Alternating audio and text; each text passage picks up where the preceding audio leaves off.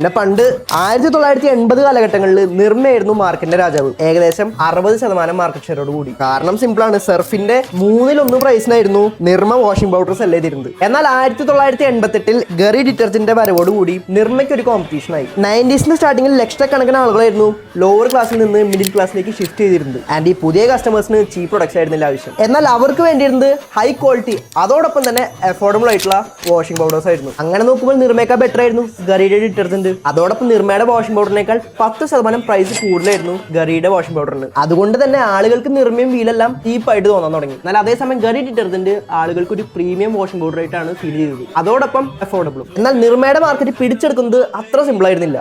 Market പിടിച്ചെടുക്കാനായിട്ട് ഫൗണ്ടറായ Mohanlal തന്റെ profit ആണ് sacrifice ചെയ്തത്. എന്നിട്ട് ഹയർ കമ്മീഷൻ റീറ്റെയിലേഴ്സിന് കൊടുത്തു.